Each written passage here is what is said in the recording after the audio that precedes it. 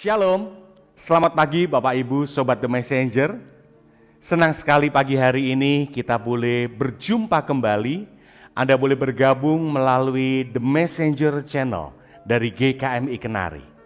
Pagi hari ini kita akan mengawali kehidupan kita dengan kita mau datang menghampiri hadirat Tuhan. Kita mau mendengar kebenaran firman Tuhan dalam program Bread of Life.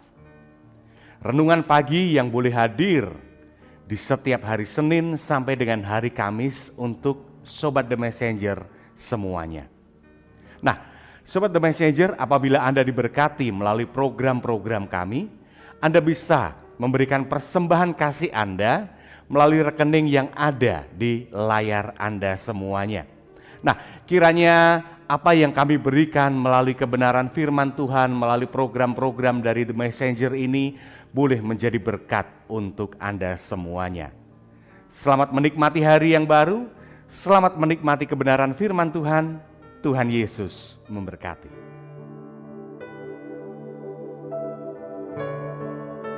Selamat pagi Bapak, Ibu, dan Saudara yang dikasihi Tuhan Yesus Kristus. Selamat menikmati hari-hari yang diberikan Tuhan untuk kita lalui bersama. Bapak, Ibu, dan Saudara yang dikasihi Tuhan Yesus Kristus, di pagi yang indah ini, sebelum kita melanjutkan aktivitas dan kegiatan kita sepanjang hari ini, marilah kita datang kepada Tuhan, kita belajar merenungkan sabda Tuhan, dan biarlah sabda Tuhan itu yang akan menuntun kita di dalam menjalani kehidupan kita setiap hari. Bapak, Ibu, dan Saudara yang dikasihi Tuhan Yesus Kristus, mari kita datang kepada Tuhan, kita bersatu di dalam doa. Mari kita berdoa. Allah Bapa yang bertahta di dalam kerajaan surga, Allah yang kami sembah dan yang kami puji di dalam nama Yesus Kristus, kembali kami datang menghampiri kehadirat-Mu yang kudus ya Bapa. Kami menyatukan hati dan pikiran kami, dan kami mau bersama-sama belajar dan merenungkan sabda Tuhan. Kiranya pertolongan dan kuasa Roh Kudus yang memberikan hikmat, memberikan pengertian kepada kami untuk memahami sabda Tuhan, terlebih-lebih kami yang terbatas ini, dapat diberikan kekuatan untuk menjadi pelaku-pelaku sabda Tuhan, agar hidup kami terus terbangun dan bertumbuh di dalam pengenalan akan Tuhan. Bapa di surga, hamba-Mu yang terbatas, yang Tuhan pakai untuk menguraikan sabda Tuhan, kiranya Tuhan juga yang menolong, yang memberikan pengertian dan memberikan kecakapan kepada hamba-Mu ini, agar sabda Tuhan yang diuraikan dapat menjadi berkat bagi setiap kami yang mendengarkan sabda Tuhan itu. Terima kasih Tuhan Yesus Kristus, kami menyerahkan pemberitaan sabda Tuhan di pagi ini hanya di dalam tangan kasih-Mu. Haleluya. Amin. Bapak, Ibu, dan Saudara yang dikasihi Tuhan Yesus Kristus, firman Tuhan yang akan kita renungkan di pagi ini terambil dari Injil Yohanes pasalnya yang ke-6 ayat 67 sampai ayatnya yang ke-71. Demikian sabda Tuhan akan saya bacakan untuk kita semua. Maka kata Yesus kepada ke-12 muridnya, "Apakah kamu tidak mau pergi juga?" Jawab Simon Petrus kepadanya, "Tuhan, kepada siapakah kami akan pergi? Perkataanmu adalah perkataan hidup yang kekal. Dan kami telah percaya dan tahu bahwa Engkau adalah yang kudus dari Allah." Jawab Yesus kepada mereka, "Bukankah aku sendiri yang telah memilih kamu yang 12 ini?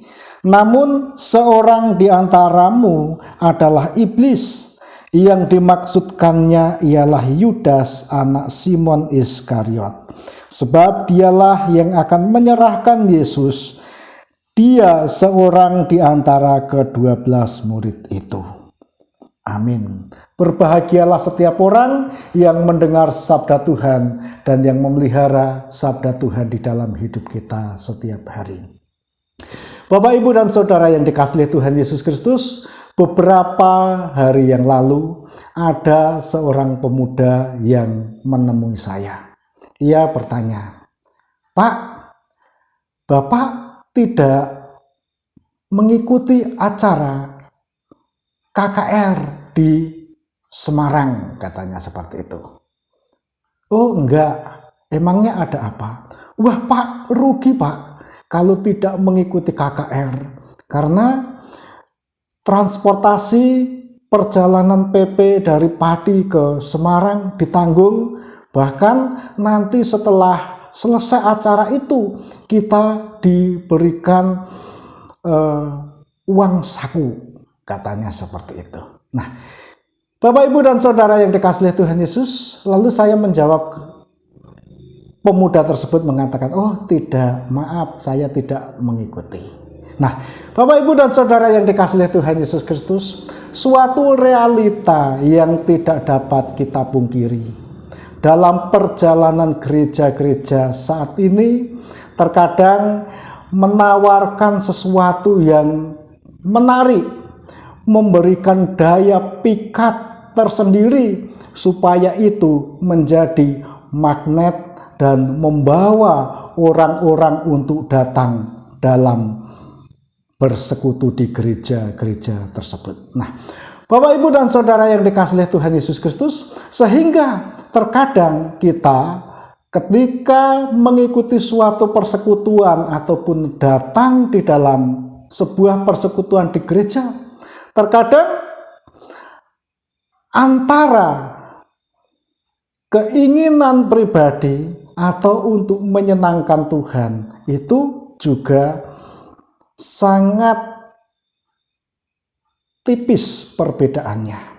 Karena tidak sedikit juga orang-orang yang datang ke gereja mengikuti suatu persekutuan, tujuannya adalah ingin mencari suatu kesenangan untuk dirinya sendiri, supaya terhibur karena seharian sudah penat di dalam pekerjaan dan juga dunia yang digeluti setiap hari, sehingga datang ke gereja untuk mencari hiburan supaya disegarkan, supaya fresh, supaya bahagia, sehingga tujuannya terkadang dalam menghadiri suatu acara-acara ataupun kebaktian di gereja adalah untuk kesenangannya sendiri. Nah, Bapak, Ibu, dan Saudara yang dikasihi Tuhan Yesus Kristus, kembali kepada firman Tuhan yang kita baca pada saat ini. Di situ kita melihat banyak orang yang mengikuti Tuhan Yesus ketika Tuhan Yesus mengajar dan berkeliling di beberapa tempat. Bahkan kalau kita perhatikan dalam pasalnya yang ke-6 ini, di sana dikatakan Yesus memberikan makan 5.000 orang. Bahkan dalam ayat-ayat selanjutnya di sana juga dikatakan Yesus berjalan di atas air dan disaksikan oleh para murid. Sehingga tidak sedikit orang-orang banyak yang mengikuti Yesus pada masa itu. Tujuannya adalah untuk kepentingan mereka sendiri. Sehingga di dalam Injil Matius pasalnya yang ke-6 ayatnya yang ke-26 ini, Yesus mengatakan kepada mereka, "Karena engkau makan dan kenyang sehingga engkau mencari aku." Bahkan di sana dikatakan juga, "Bekerjalah untuk sesuatu yang bukan hanya sekedar untuk kepentingan-kepentingan keduniawian." Nah, Bapak, Ibu, dan Saudara yang dikasihi Tuhan Yesus Kristus, mengikut Yesus ketika yang dikejar adalah suatu kepentingannya sendiri, itu adalah pengikut yang sudah dapat dipastikan tidak akan bisa rela berkorban untuk memperjuangkan apa yang dikenan oleh Tuhan. Sehingga di dalam pengajaran Tuhan Yesus yang menurut pandangan mereka adalah pengajaran yang begitu keras, yang tidak mengenakan bagi telinga mereka, banyak para murid itu yang mengundurkan diri dan meninggalkan Yesus. Karena apa? Karena ajaran Yesus yang ia terima pada saat itu tidak sesuai dengan keinginan kedagingan mereka. Bapak, Ibu, dan Saudara yang dikasihi Tuhan Yesus Kristus, mengikut Tuhan Yesus ketika tujuannya adalah untuk kepentingan sendiri, pasti di dalam perjalanannya akan kecewa. Sama dengan orang banyak yang mengikuti Yesus pada saat itu, ujung-ujungnya mereka mengundurkan diri. Nah, Bapak, Ibu, dan Saudara yang dikasihi Tuhan Yesus Kristus, ayatnya yang ke-67, pernyataan Tuhan Yesus. Maka kata Yesus kepada ke-12 murid itu, apakah kamu tidak mau pergi juga? Namun di sini pernyataan Tuhan Yesus direspon oleh Simon Petrus pada saat itu. Nah, mengikut Yesus, yang pertama, mereka mengikuti untuk mencari keuntungan dan ujung-ujungnya kecewa. Lalu yang kedua, orang yang mengikuti Tuhan Yesus pada saat itu memang mereka tahu dan mereka sadar bahwa pengajaran Yesus yang notabene terkadang tidak sesuai dengan selera kedagingan kita, tetapi itu merupakan suatu ajaran yang benar. Itulah suatu ajaran yang membawa dan menuntun kepada orang yang percaya untuk menemukan hidup yang sejati. Petrus dapat menangkap suatu ajaran yang sejati yang diajarkan oleh Tuhan Yesus kepada mereka. Sehingga ketika orang-orang banyak mulai mengundurkan diri, pada saat itu Petrus dan juga beberapa muridnya tetap teguh mengikuti Yesus karena ia tahu bahwa ajaran Yesus pada saat itu adalah ajaran yang membawa kepada kehidupan yang kekal. Dan ini sangat penting ketika memahami ajaran Yesus secara benar, maka iman kita akan teguh. Iman kita tidak akan pernah goyah. Iman kita tidak akan pernah tergantung dengan situasi dan keadaan yang terjadi di dalam hidup kita. Di tengah-tengah kondisi apapun, ketika kita dapat memahami bahwa Yesus adalah sumber hidup yang sejati, Yesus adalah Tuhan Sang Mesias, Anak Allah yang hidup, Yesus adalah jalan kepada keselamatan yang kekal. Ketika itu yang ditangkap, maka orang percaya yang memahami imannya secara benar demikian, maka ia tidak akan pernah goyah. Dan ini sangat penting bagi orang-orang percaya. Dibutuhkan suatu pemahaman iman yang benar kepada Tuhan Yesus Kristus, sehingga imannya tidak tergantung keadaan, imannya tidak tergantung situasi, imannya tidak tergantung kondisi yang dialami setiap hari, tetapi tetap teguh, tetap terarah, dan tetap meyakini Yesus yang terpenting dan yang dikejar di dalam hidupnya. Nah, Ibu, Bapak, dan Saudara yang dikasihi Tuhan Yesus Kristus, lalu yang ketiga di sini yang terjadi pada murid-murid Yesus, mereka mengikuti Yesus setiap hari. Mereka setia mengiring Yesus setiap hari, tetapi mereka tidak dapat menguasai hatinya. Mereka tetap mengarahkan hatinya kepada hal-hal yang jahat. Di antara 12 murid yang mengikut Yesus pada saat itu, yaitu ada salah satu seorang dari mereka yang terus hidupnya dikuasai oleh si iblis, hidupnya dikuasai oleh kejahatan, sehingga imannya tidak pernah mengalami suatu pertumbuhan. Ibu, Bapak, dan Saudara yang dikasihi Tuhan Yesus Kristus, mengikut Yesus ketika kita tidak mau menanggalkan segala yang jahat yang ada pada diri kita, maka iman kita tidak akan pernah mengalami suatu pertumbuhan. Kita walaupun setia di dalam persekutuan, setia mendengarkan firman Tuhan, setia membaca firman Tuhan setiap hari, tetapi ketika kita juga tidak menanggalkan yang jahat yang ada di dalam hidup kita, maka iman kita tidak akan dapat bertumbuh. Yudas setiap hari bersama dengan ke-12 murid mengiring Tuhan Yesus kemanapun ia pergi. Pengajaran-pengajaran dari Tuhan Yesus yang disampaikan kepada mereka selalu ia ikuti setiap hari. Tetapi hatinya dipenuhi dengan kejahatan sehingga tidak mengalami suatu pertumbuhan. Bahkan kejahatan yang ia bangun setiap hari pada akhirnya menghancurkan hidupnya juga. Nah, ibu, bapak, dan saudara yang dikasihi Tuhan Yesus Kristus, mengiring Tuhan Yesus dibutuhkan suatu tekad yang kuat. Mengiring Yesus dibutuhkan suatu komitmen yang kuat. Mengiring Tuhan Yesus dibutuhkan suatu pemahaman iman yang benar, dan juga mengikut Yesus harus menanggalkan yang jahat. Ketika mengikut Tuhan Yesus hanya untuk mencari kepentingannya sendiri, pasti akan kecewa. Mengikut Tuhan Yesus tetapi mengizinkan kejahatan menguasai dirinya, maka hidupnya tidak akan pernah mengalami suatu pertumbuhan. Mengikut Yesus syaratnya adalah kita harus tulus, kita harus berkorban, berani berkorban untuk memuliakan nama Tuhan.